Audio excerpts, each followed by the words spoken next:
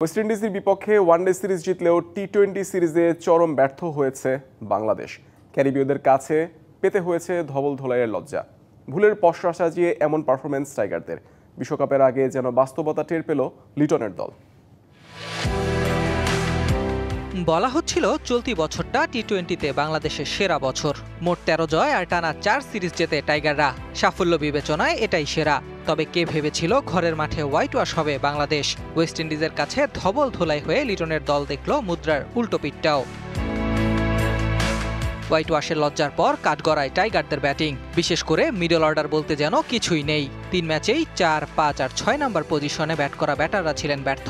Middle order ব্যাটাররা মিলে সর্বোচ্চ 34 run করেছেন প্রথম টি-20তে। 3 ম্যাচেই ব্যাট করেছেন আলাদা আলাদা ব্যাটার। তাওহিদ হৃদয়, জাকের আলী অনিক, শামীম হোসেন, নুরুল হাসান সোহান, সাইফ হাসান এমনকি রিশাদও নেমেছিলেন। টি-20তে ডট বল ব্যাটারদের গলার কাটা, আর বাংলাদেশ সেখানেই আটকে যায়।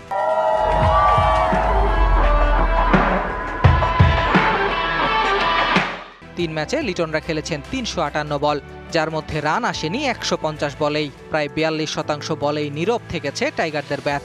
প্রথম 2 ম্যাচে টাইগারদের হারের ব্যবধান ছিল 16 ও 14 রান। পার করা যায়নি 150 রানের কোটা।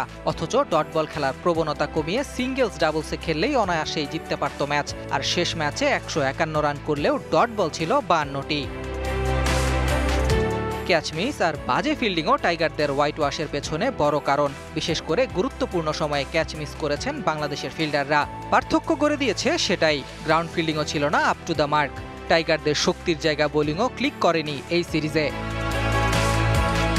প্রাপ্তির জায়গা ওপেনার তানজিদ হাসান তামিম। 250-তে 165 রান করেছেন এই ব্যাটার। সিরিজের সর্বোচ্চ রান সংগ্রাহকও তিনি।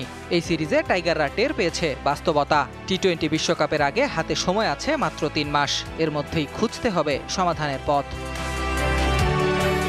Ahmed Nahid, DBC news desk.